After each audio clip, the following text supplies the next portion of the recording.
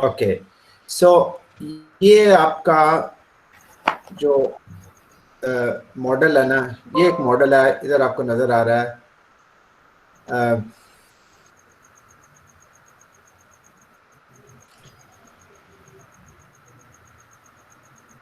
यहाँ पे आपको नजर आ रहा है मॉडल। हाँ सर, अब हम तब पहुंचे थे, राना साहब ने बताया था ये पीसीपी एक पीसीबी स्टैंड। मिनट, अभी आपको नजर आ रहा है ना मॉडल? जी जी नजर आ रहा है सर। ठीक हो गया। अब ये मॉडल जो है ना, ये पीजेसी परसीव जस्टिस, ये आईजेसी इंटरनेशनल जस्टिस, ये पीसीपी क्रिएटिव, क्या है ये क्रिएटिव परसेप्शन, क्या चीज है? Perceived perceived creative perceived sir एक मिनट कैपिटल तो नहीं है? नहीं, क्रिएटिविटी से रिलेटेड है सर, मैं एक मिनट। अच्छा, क्रिएटिव पार्टिसिपेशन। अच्छा चलें, जो भी।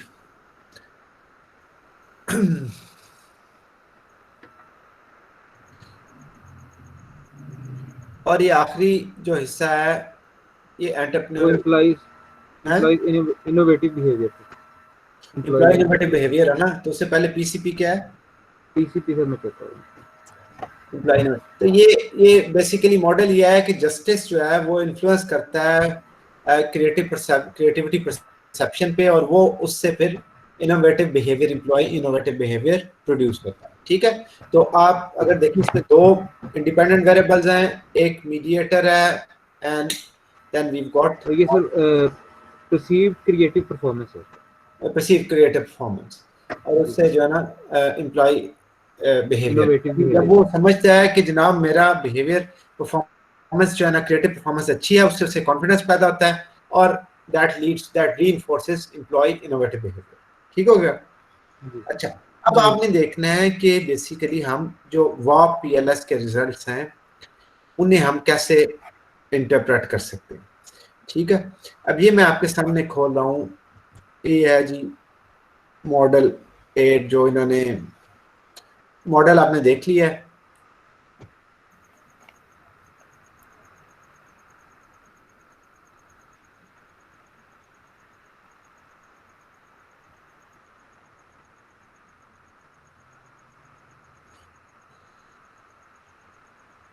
अब ये मॉडल आपको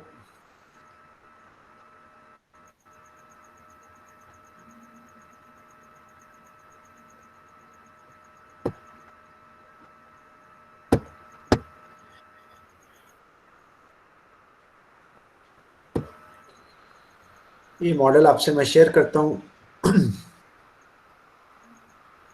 और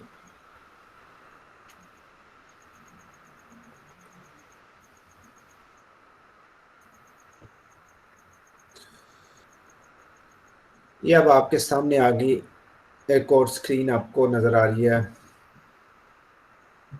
ठीक है, ये मेरी स्क्रीन आपके साथ पूरी स्क्रीन शेयर हो रही है।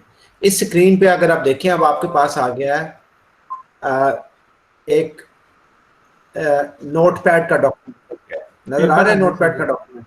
जी जी अच्छा, सबसे पहले इसमें देखें, ये आ रहा है जर्नल सैम एनालिसिस रिजल्ट्स है, पहला हेडिंग है journal project information.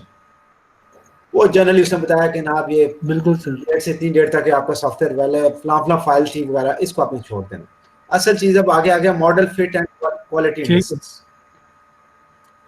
Model fit and quality index. अब हर मॉडल जो आप रन करते हैं पहले उसके बारे में रिपोर्ट करते हैं, ये मॉडल आपने रन किया ठीक भी है या नहीं। ये इसने इंडिकेटर्स दिए, मसलन एवरेज पाथ कोएफिशिएंट एपीसी जो है ना 0.288 है। ठीक है, पी वैल्यू इसकी 0.001 है, ये आपने इसी तरह रिपोर्ट कर देनी है। ठीक है, एवरेज, अब आप देखिए एवरेज ब्लॉक वीआईएफ कहता है 1.496। जी जी ठीक है, 1.496। आगे से लिखा एक्सेप्टेबल कितना है, अगर ये 5 से कम हो तो एक्सेप्टेबल है, 3.3 से कम हो तो आइडियल है। अब इसका 1.49 है तो आइडियल है, इसका मॉडल इस हिसाब से एवरेज ब्लॉक वीआईएफ के साथ ठीक है। फिर कहता है एवरेज ठीक है। फुल कोलिनियरिटी VIF, ठीक ठीक है।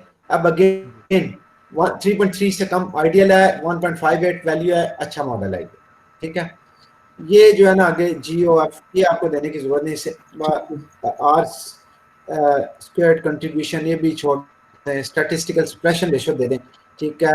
ये कहता है 0.7 से ज्यादा होनी चाहिए, इसकी 1 है, इसका मतलब है ठीक है, ये एक्सेप्टेबल है, ठीक है। ठीक है। नॉन लीनियर ठीक है। Bivariate causality direction ratio acceptable if it is greater than 0.7, ये भी आपका ठीक है। अब ये आपने अगर कोई मॉडल थीसिस देखें तो उसमें ये वैल्यूज दी होती हैं, आपने इधर से उठानी है मॉडल फिटनेस और वो देते हैं, ठीक है। ठीक। अच्छा, अब ये ठीक है। जर्नल मॉडल एलिमेंट, ये इसमें बताता है टोटल कितने वेरिएबल थे, कितना डेटा था, ठीक है। 4 वेरिएबल थे, इंडिकेटर्स उनमें से आइटम्स कितनी थी, टोटल इतनी आइटम्स थी, ठीक है, इंडिकेटर, और ये सैंपल साइज था। ये आपको कहीं देने की जरूरत नहीं, ये आपको वैसे ही पता है। असल चीज यहाँ से शुरू होता है, पहला जो है path coefficient and P values. ये पाथ कोएफिशिएंट जो आपको ठीक है तस्वीर में भी नजर आ रहे थे ना, ठीक है, ये वही है। ये जो तस्वीर आप ये तस्वीर नजर आ रही है, ये पाथ कोएफिशिएंट है।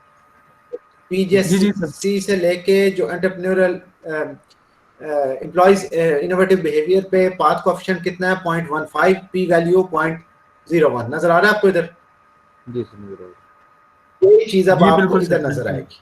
PJC और एम्प्लॉय इनोवेटिव बिहेवियर इधर आके मिलता है, जी सर, 0.15 है यहाँ पे भी, बिल्कुल। जी सर, ठीक हो गया।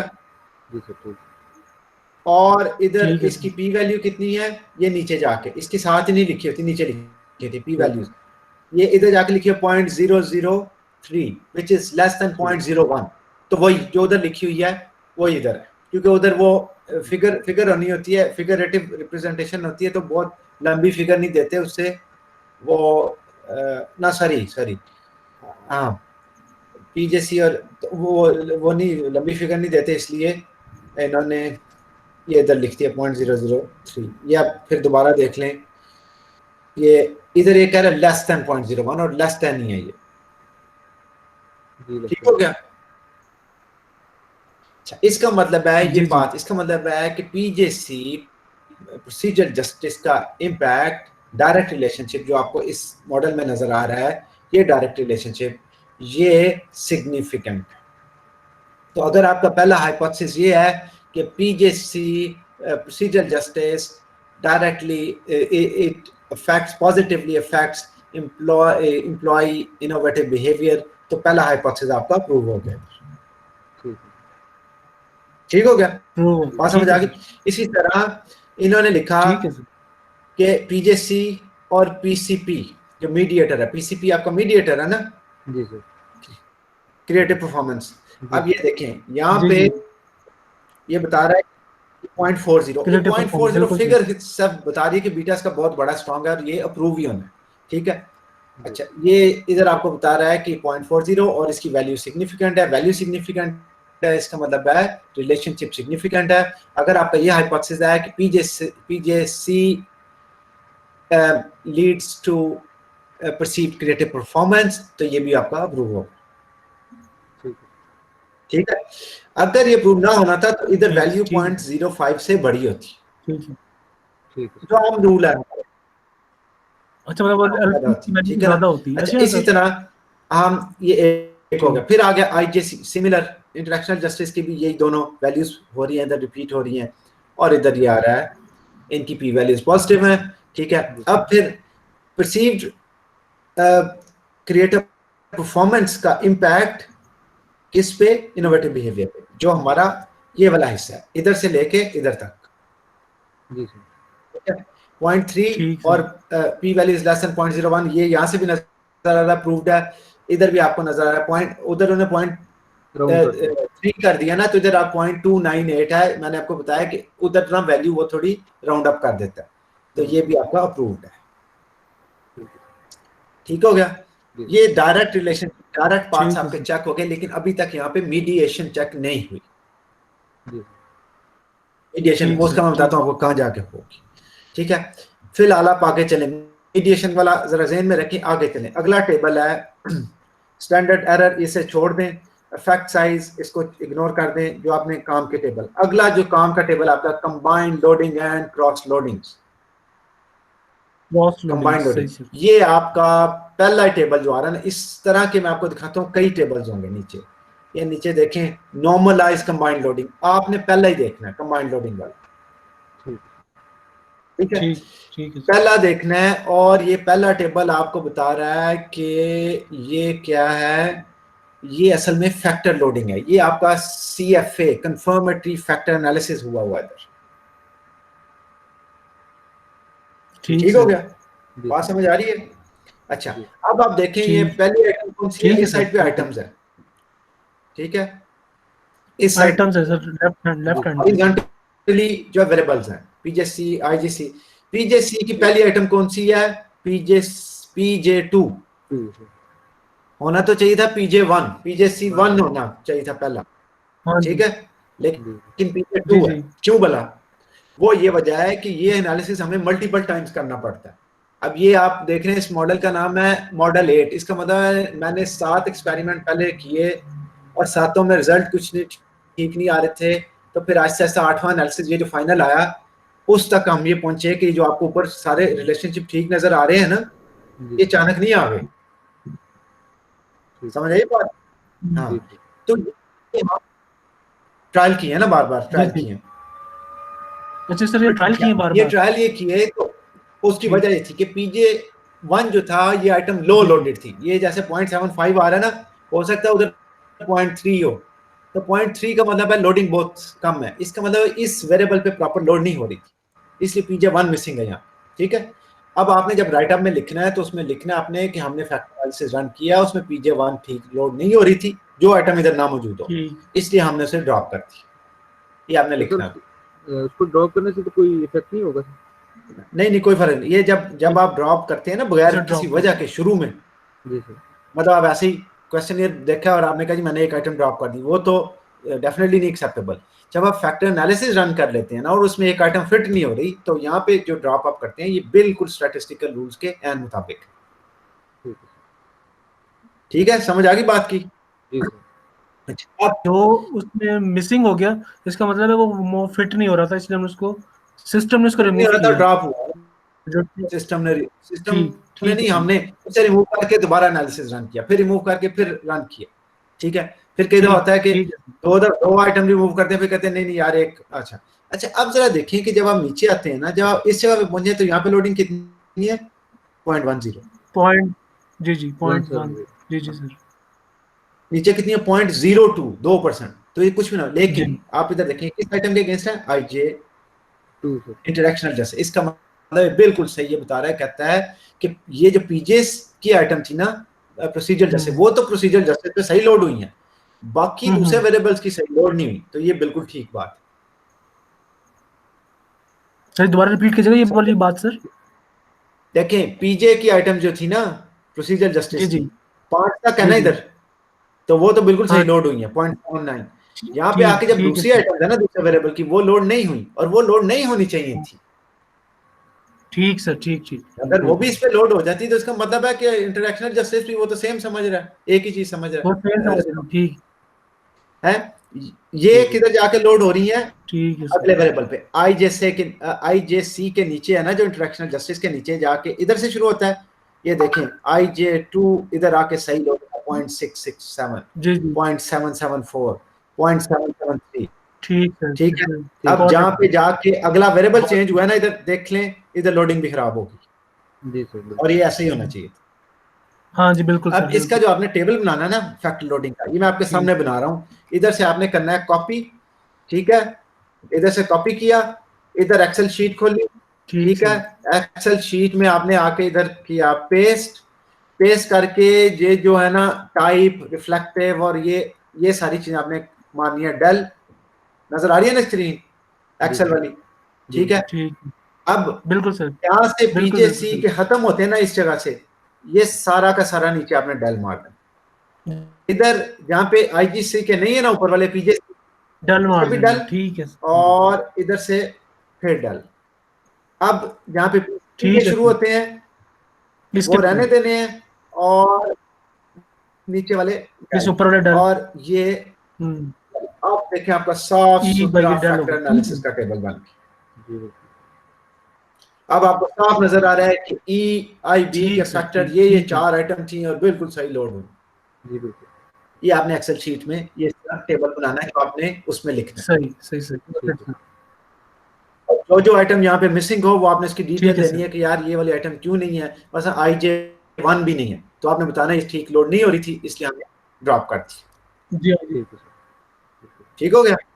अच्छा अब आगे अच्छा सर वो कोई सवाल पूछे भाई क्यों आपसे लोड क्यों नहीं हो रही थी, ये भी तो पूछ सकता है ना। नहीं लोड हमने थोड़ी करना है, हमने एक स्केल लिया वो ऑथर का बना हुआ था, उसमें कॉन्टेक्स्ट के मुताबिक हो सकता है पाकिस्तान में एक आइटम इतनी एप्लीकेबल ना हो और वो लोड नहीं हुई, वो लोगों ने उस पर डिफरेंटली रिस्पॉन्ड किया, डिफरेंट समझा उसे। मिसाल के तौर पर आप जॉब ऑटोनॉमी है उसमें एक आइटम है बैंक से आप नहीं कर रहे हैं, एक आइटम है कि मैं जब चाहूँ जो है ना वो सिगरेट पीने बाहर जा सकते हैं, छुट्टी ले ब्रेक ले सकता हूँ, तब बैंक की जॉब ऐसी हो उसमें तो एप्लीकेबल नहीं आइटम, किसी स्केल में स्टडी में अगर ठीक आ रहा है लेकिन हमारे कॉन्टेक्स्ट में नहीं फिट हो रहा और वो एनालिसिस आपको बता देगा कि नहीं फिट हो रहा, तो ये तो बड़ी अच्छी चीज है।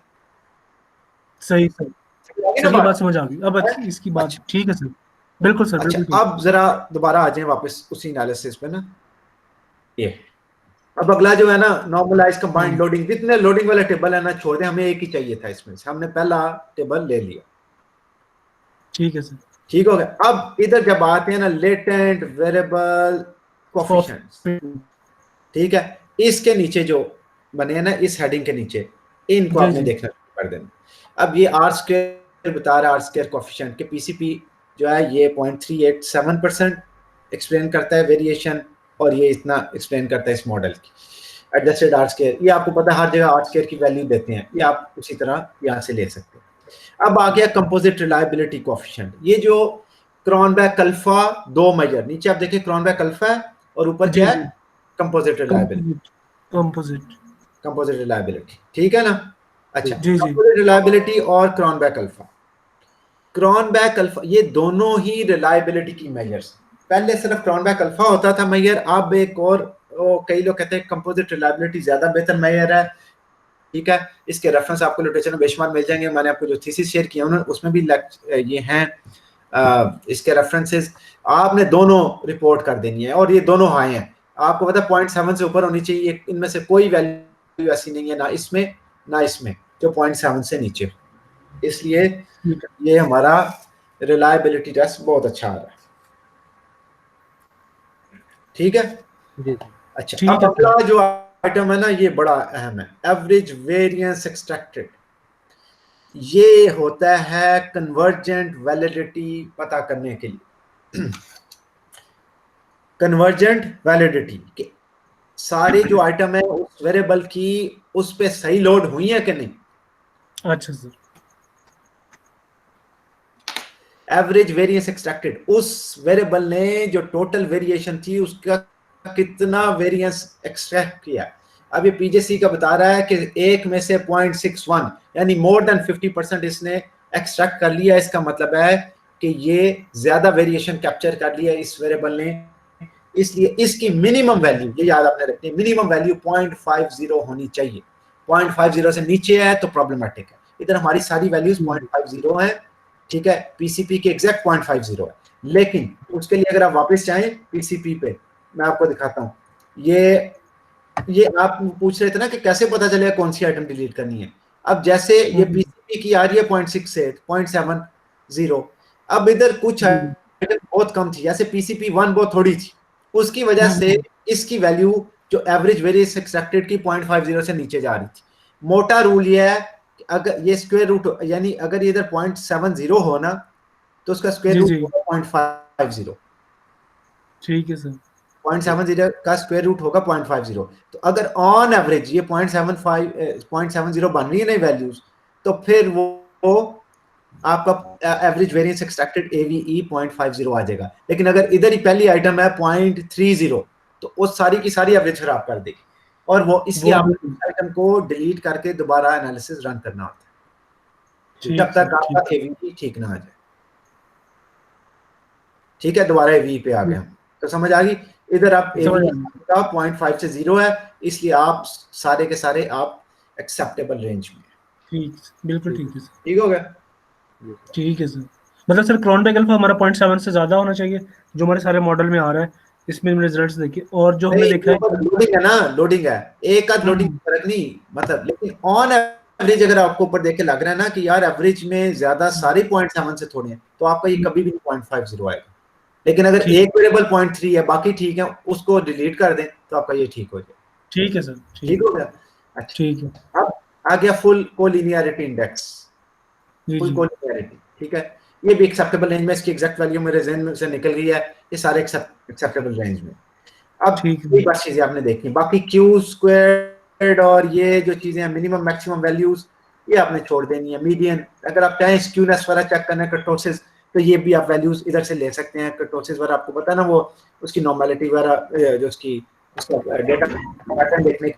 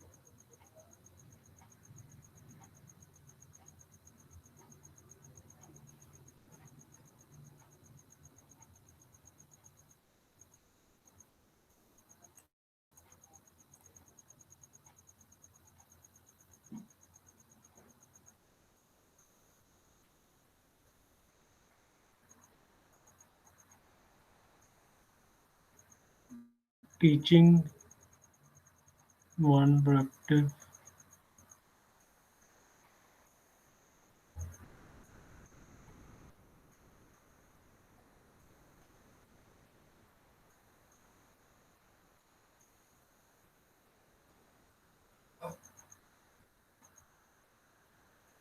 Teaching productive behaviour.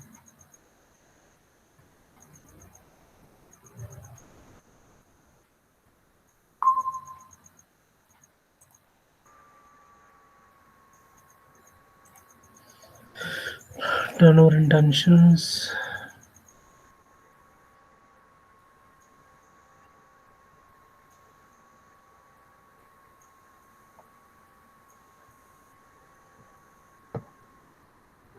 perceived support,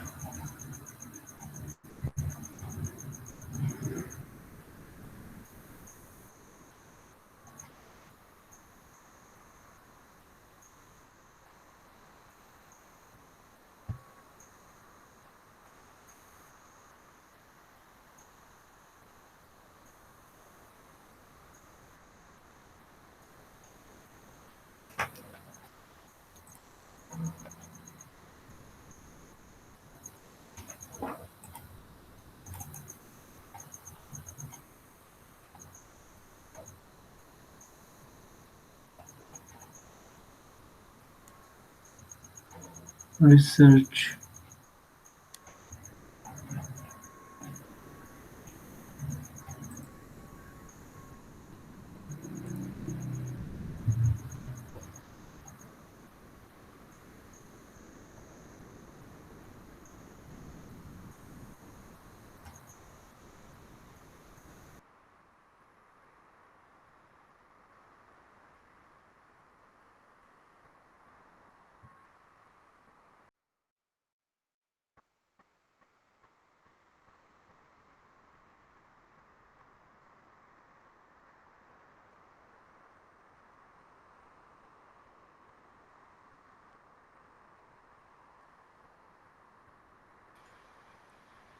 अच्छा, अब जरा सॉरी मैं डिस्कनेक्ट हो गया था, अभी आ रही है आवाज? जी आ रही है। अब आ रही है आवाज आपकी? ठीक हो गया। अच्छा, अब जरा देखें, ये मैं आपके साथ स्क्रीन दोबारा जरा शेयर करता हूँ। ये मैं आपको कह रहा था फॉर्नर लॉकर प्रिंसिपल जो है ना, ये मैंने आपको स्पेलिंग भी गूगल में, ताकि आप स्पेलिंग आपको याद, ये होता है, नजर आ रही है screen, FORNELL Fornell Larcker principle criterion इसे कहते हैं। ठीक है sir, has been going to assess the share between a latent and the model. अब ये क्या बताता है, ये कैसे पता चलता है, ये ऐसे पता चलता है कि जो डायगोनल पे है ना, डायगोनल पीजेसी और पीजेसी का किधर बनता है, इधर आके इधर, ठीक है जी, आईजेसी का किधर बनता है, इस वाले पे आके, हाँ, यानी इधर से आईजेसी आया, इधर से आया, ये डायगोनल पे, यानी ये डायगोनल है, ठीक है सर। ठीक है। जो डायगोनल पे है ना, डायगोनल की वैल्यू बाकी सारों से ज्यादा होनी चाहिए। इधर पहले केस में देखे पीजेसी और पीजेसी जहां पे मिलता है वहां पे क्या वैल्यू है, 0.78, कितनी है 0.43, 0.54, इन सबसे ज्यादा। इसका मतलब है डिस्क्रिमिनेंट वैलिडिटी हम इसलिए कहते हैं, हम ये कहते हैं कि ये जो अपने ऊपर लोड हो रहा है, ये बाकी वेरिएबल्स अगर इस पे लोड किए जाएं तो वो कम लोड होंगे, अपनी आइटम इस पे ज्यादा लोड हो रही है, इसलिए दूसरों से डिस्क्रिमिनेंट है ये। यानी देखे ना, फैक्टर लोडिंग का एक मकसद ही होता है ये चेक किया जाए कि उसकी आइटम्स अपने ऊपर लोड हो रही है कि नहीं, दूसरी है कि दूसरों से फर्क कर रही है कि नहीं, दूसरे वेरिएबल से मिक्स तो नहीं हो रही आपस में वेरिएबल। ठीक सर, ठीक हो गया। अच्छा, अब इसी तरह आईजेसी देखें 0.73 और ये सारी वैल्यू से बड़ी है, इससे बिल्कुल। इधर आप देखें 0.70, ये सारों से बड़ी है, और ये 0.76 है, ये भी इन सारों से बड़ी है। इसका मतलब है ये फॉर्नर लॉकर क्राइटेरिया जो था हमारा, ये भी मीट हो गया डिस्क्रिमिनेंट वैलिडिटी के लिए। ठीक है सर, ये वैल्यूज आप इसी तरह फॉर्नर लॉकर का टेबल देंगे, ठीक है, और ये वैल्यूज उसमें दे देंगे। ठीक है सर, ठीक हो गया। अच्छा, बिल्कुल। आगे आ जाए। अब आ गया इनडायरेक्ट एंड टोटल इफेक्ट्स। ये इनडायरेक्ट का मतलब है मीडिएशन। ठीक सर। इनडायरेक्ट इफेक्ट है ना, है जी जी। डायरेक्ट इफेक्ट, डायरेक्ट तो ऊपर हमने देख लिए सारों के पहले वाले टेबल में। अब जहाँ इनडायरेक्ट आ गया तो ये बता रहा है, कहता है पीजेसी और ईआईबी। अब दरमियान में पीसीपी नहीं है, क्यों? पीसीपी तो खुद मीडिएटर था ना, तो ये डायरेक्ट रिलेशनशिप नहीं बल्कि इनडायरेक्ट रिलेशनशिप बता रहा है कि पीसीपी से होता हुआ जो रिलेशनशिप इधर गया ना इनोवेटिव बिहेवियर तक, उसकी वैल्यू 0.12 है। और ये सिग्निफिकेंट है कि नहीं, इसके लिए हमें थोड़ा सा और नीचे आना पड़ेगा, और नीचे जो पी वैल्यूज दी हुई है ये देखें, इसके अगेंस्ट जो पी वैल्यू लिखी हुई है ये है 0.001। इसका मतलब है जो प्रोसीजरल जस्टिस की और ईआईबी पे जो ये सिग्निफिकेंट। ठीक हो गया। इसी तरह आईजेसी का इधर वैल्यू 0.09 है, सिग्निफिकेंस पी वैल्यू कितनी है 0.008 विच इज लेस देन 0.05। ठीक है, इसका मतलब है ये वाला पाथ भी हमारा सिग्निफिकेंट है। ये जो देखिए, यानी ये पीजेसी से हो, ये जो हुआ है ना, इधर से गया होता हुआ इधर जो इफेक्ट आ रहा है ना, ये वाला पाथ, वो कहता है इनडायरेक्ट। डायरेक्ट पाथ तो सिग्निफिकेंट था ही, लेकिन इनडायरेक्ट पाथ भी सिग्निफिकेंट है। और दूसरी तरह इसी तरह इधर से लेके इधर तक जो गया है ये भी इनडायरेक्ट पाथ सिग्निफिकेंट। ठीक सर, ठीक हो गया, बिल्कुल ठीक है सर। अच्छा, अब इससे हमारी मीडिएशन, जो मीडिएशन के मुतालिक हाइपोथेसिस होगा वो आप इससे टेस्ट कर लेंगे, ये वैल्यूज देख। ठीक है। अच्छा, अब मजीद आ जाए नीचे, नंबर ऑफ इंडिकेटर भी इनडायरेक्ट, ये बाकी आपने कोई नहीं, टोटल इफेक्ट, ये इनडायरेक्ट और डायरेक्ट दोनों को इकट्ठा कर लें तो टोटल इफेक्ट बन जाएगा ना ये। अच्छा, और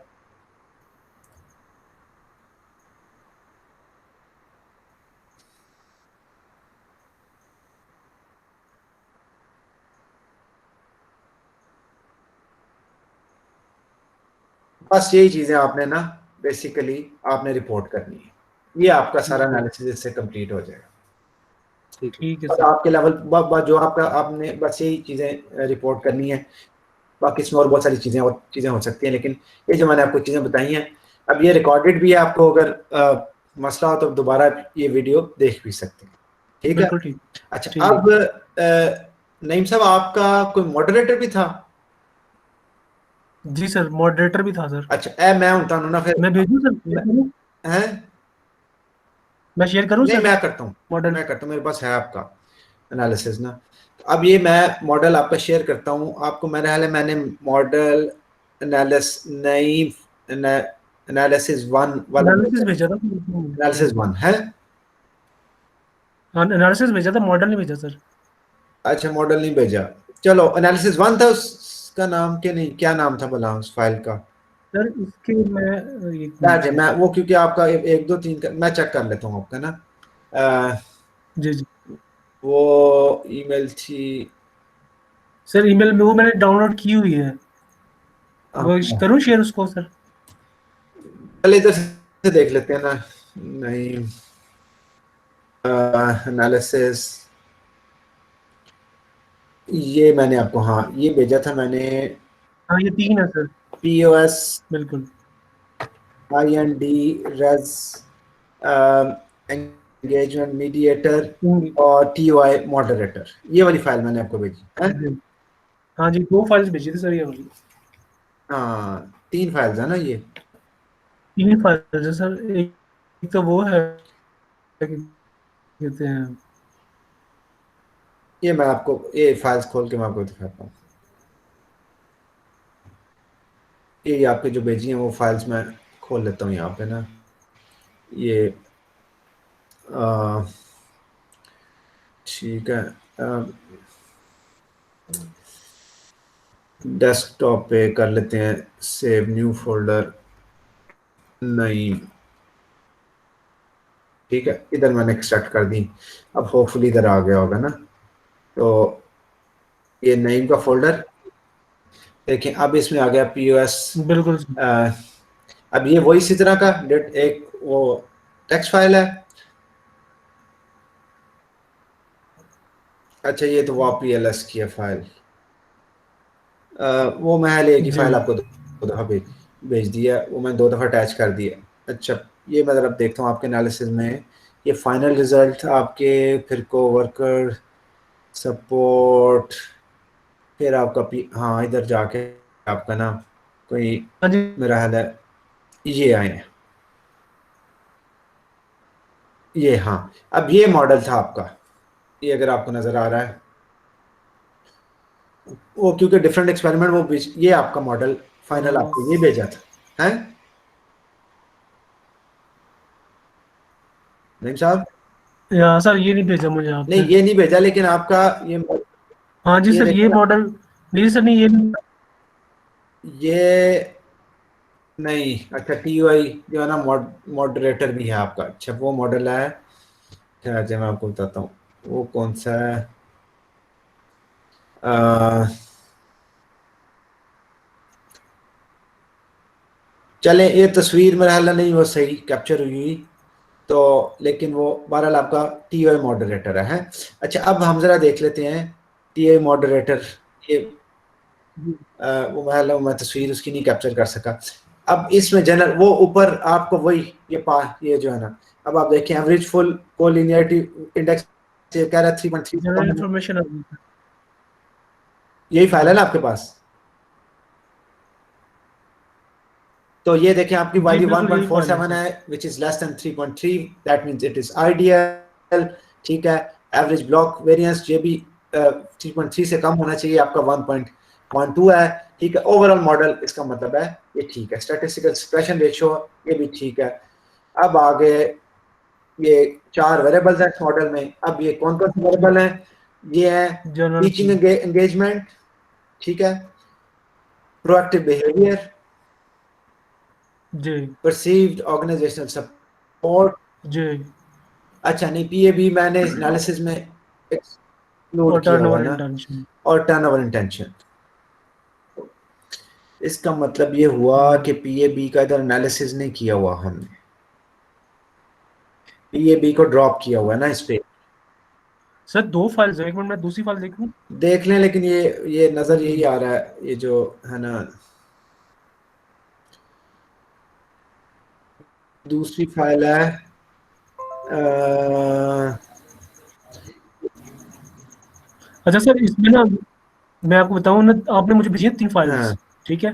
अच्छा एक फाइल में हुआ है क्या कहते हैं, एक फाइल में ना आपने एनालिसिस किया है इसका क्या पीओएस कहते हैं, इंडिपेंडेंट टीचिंग दरअसल वो जो एंगेजमेंट है ना, फैकल्टी एंगेजमेंट, ये दो का एक आपने करके नहीं नहीं, टीचिंग मैं के आपको हिसाब से, बताता एक आपने करके दिया रिसर्च के हिसाब से। हूँ। एक में पीओएस इंडिपेंडेंट है और टीचिंग एंगेजमेंट हाँ मीडिएटर जी, है। एक में पीओएस इंडिपेंडेंट है, रिसर्च एंगेजमेंट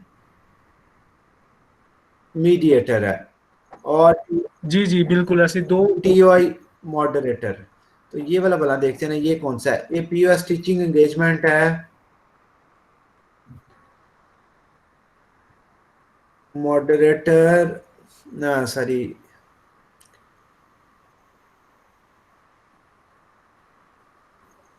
ठीक है, ये हो गया पीओएस टीचिंग एंगेजमेंट, पीएबी और टर्नओवर इंटेंशन, 4 वेरिएबल हो गया।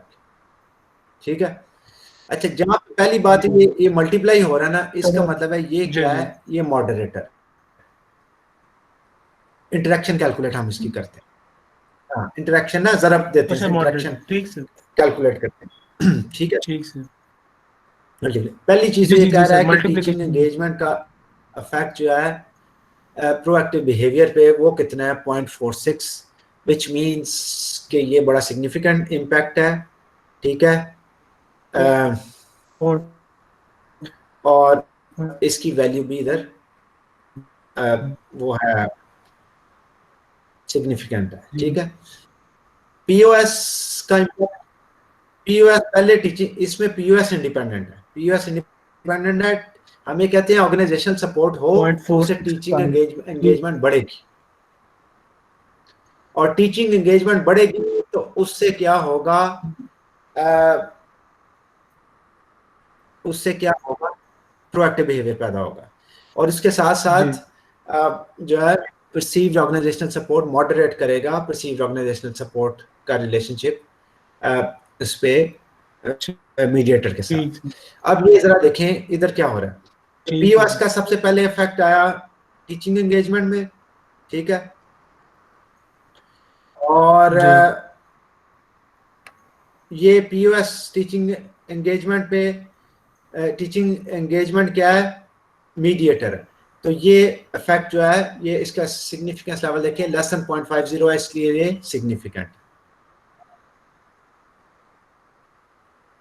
ठीक हो गया।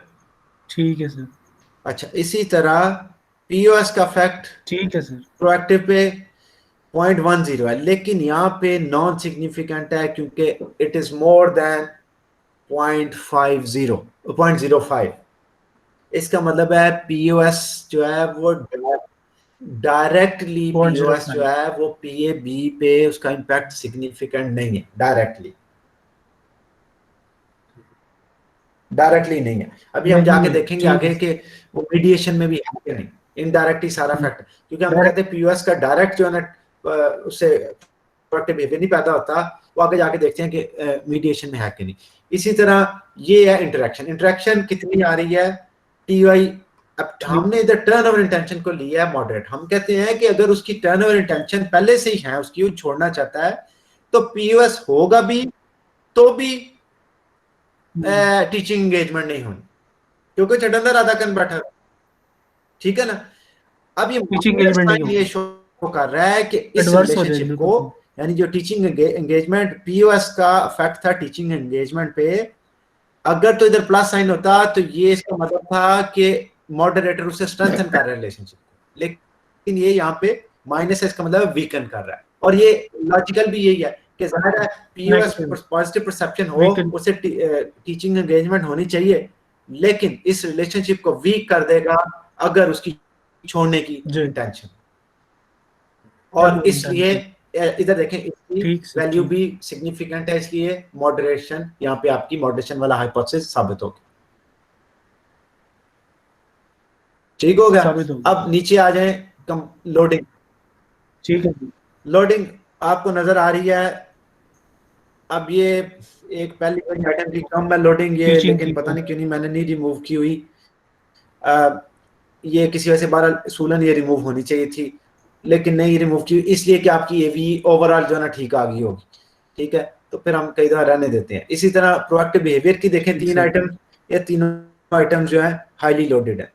ठीक है। पीओएस के आइटम्स देखें इधर से शुरू होती हैं, ये सारी इनकी बहुत अच्छी लोडिंग है, ठीक है। टर्नओवर इंटेंशन की देखें, ये आइटम बड़ी अच्छी लोडेड है, ठीक है। ये जो है ना टीओआई इनटू पीओ, इसको आपने फैक्टर एनालिसिस में नहीं शामिल करना, जो हम बाकी चीजों को डल मानना है, इसे भी डल मानना, डिलीट कर दें, ठीक है ना। ठीक है सर, बिल्कुल ठीक। अच्छा, अब आज ये बाकी टेबल उसी तरह छोड़ देने हैं, ठीक है। और अब आप आ जाएंगे इधर, ठीक है, जहाँ पे कंपोजिट रिलायबिलिटी और ये दूसरी लेटेंट वेरिएबल्स कोएफिशिएंट, ठीक है। आर स्क्वायर की वैल्यू आ गई, कंपोजिट रिलायबिलिटी आ गई, सारी 0.80 से ज्यादा, बहुत अच्छी जो है ना वो कंपोजिट रिलायबिलिटी है। आप क्रॉनबैक पे भी देखें, सारी 0.7 से बड़ी हैं, ठीक है। इधर भी आपने ये चीज नहीं रिपोर्ट करनी, ये जो ज़रब हुई है ना, इसको आपने डिलीट कर देना, सिर्फ इन 4 वेरिएबल्स की रिपोर्ट करनी, ठीक है। इसी तरह एवरेज वेरिएंस एक्सपेक्टेड भी इसका डिलीट कर देना। इधर आप देखें सारे, हाँ, अब ये टीचिंग एंगेजमेंट जो है ना वो कम आ रही है इसका एवीई, क्योंकि ये वो हमने एक आइटम जो है ना लो लोडिंग वाली ली हुई है ना, ये 0.50 से कम है, तो ये कम आ रही है। हाँ, लेकिन ये 0.50 होनी चाहिए, इसका भी देखते हैं दोबारा ना। अच्छा, अब ये देखें, आगे आ जाएं इनडायरेक्ट इफेक्ट पे ना। अब इनडायरेक्ट इफेक्ट क्या बता रहे हैं, कहने पीओएस का इनडायरेक्ट इफेक्ट जो है प्रोएक्टिव बिहेवियर पे, वो पॉजिटिव है, ठीक है, और वैल्यू सिग्निफिकेंट है। इसका मतलब है जो तो हमें ऊपर आ रहा था ना कि जो नहीं भी साबित हुआ था एक हिस्सा, ठीक है, वो कह रहे नहीं डायरेक्ट इफेक्ट तो नहीं है पीओएस का, लेकिन इनडायरेक्ट इफेक्ट है। इसको हम आम लफ्जों में कहते हैं फुल मीडिएशन। फुल मीडिएशन जो यानी पार्ट मीडिएशन होती है, कुछ इफेक्ट डायरेक्ट हो कुछ इनडायरेक्ट हो, ये आमतौर पे फुल, तो इसे हमने इनडायरेक्ट इफेक्ट जो है इधर है इसका, तो ये आपकी इमीडिएशन भी साबित होगी। दूसरी तरफ अगर आप ये देखें तो ये बता रहा है कि इस मीडिएटेड पाथ में, ये जो मीडिएटेड पाथ था पूरा पाथ, इनडायरेक्ट पाथ, ये भी मॉडरेट हो रहा है, यानी इसको आम लफ्जों में कहते हैं मॉडरेट हो रहा है सर, सही। ये आपने उस लेवल तक नहीं जाना, लेकिन ये मॉडरेटेड मीडिएशन, क्योंकि आपका हाइपोथेसिस नहीं था, आप इतना ही रिपोर्ट कर दें कि जनाब ये मीडिएशन है, और जो है ना ये पता चल गया हमें मीडिएशन, ठीक है। अब जरा मैं खोल के देखता हूँ रिसर्च वाला भी कि क्या फर्क है, क्यों ये दो मैंने आपको भेजे थे। ये तो टीचिंग एंगेजमेंट वाला हो गया, ये रिसर्च एंगेजमेंट वाला मैं सर वो मैंने बताता हूँ, दो है, जब हमने मॉडल पे डिस्कस कर रहे थे ना, तो उस पे हमने ये कहा था कि यार जो फैकल्टी एंगेजमेंट ना 3 कंपोनेंट पे है, टीचिंग, रिसर्च, सर्विस, तो हमने सर्विस को एलिमिनेट कर दिया था, टीचिंग और रिसर्च को हमने फैकल्टी एंगेजमेंट।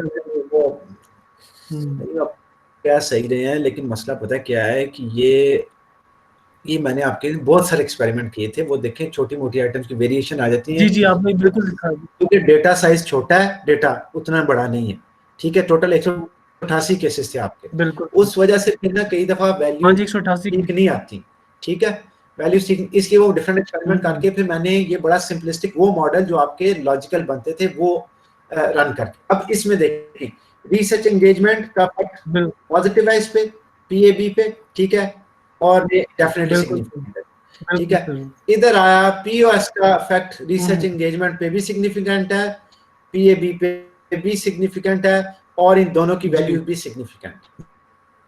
लेकिन हाँ, इस केस में जाके आपकी मॉडरेशन नहीं शो हो रही,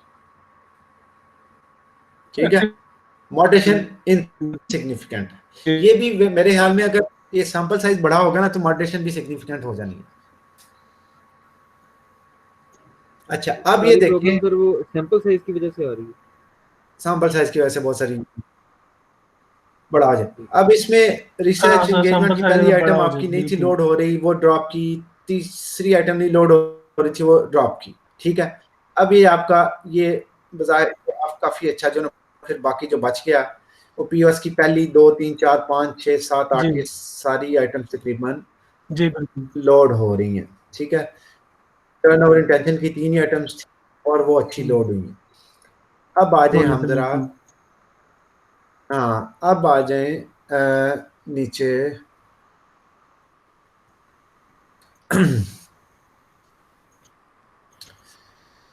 कंपोजिट रिलायबिलिटी और इन पे ना।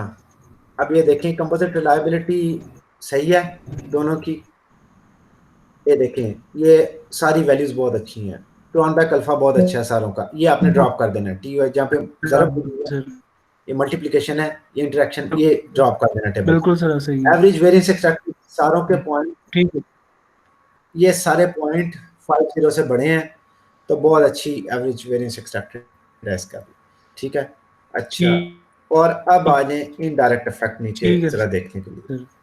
इनडायरेक्ट इफेक्ट आपको नजर आ रहा है, कहता है पीयूएस का इनडायरेक्ट इफेक्ट इधर भी, इसका मतलब पहली बात तो मीडिएशन हमारी साबित होगी, लेकिन जो मॉडरेशन थी इसकी कि यानी ये पूरे पाथ को मॉडरेट करता था, वो इसने नहीं किया, वो इनसिग्निफिकेंट, ठीक है। तो ये आपको रिसर्च यानी आपको मैंने खाली सिंपल मीडिएशन और फिर जो मॉडरेशन जिसमें हो उसका भी मैंने आपको बता दिया, इस तरह आपने रिजल्ट इंटरप्रेट करने हैं, ठीक हो गया। तो ठीक सर, ठीक। इसमें अगर कोई हो नुक्ता तो वो बताएं। ठीक है सर, अभी तक अच्छा ये सर करते हैं सर। अब वो जरा, अच्छा ठीक है सर, मतलब अब सर ये अब यहाँ पे ना मैं जरा रिकॉर्डिंग ऑफ कर दूं। जी कर। ये वाप पीएलएस पे हमने जो प्रोग्राम रन किया ना उसका ये आपको ये बताया। अच्छा, ये अब ये रिकॉर्डिंग मैंने कर दिया ताकि ये अननेसेसरीली लंबी ना हो, ताकि इनफॉर्मल की बात इसके बाद भी कर लें।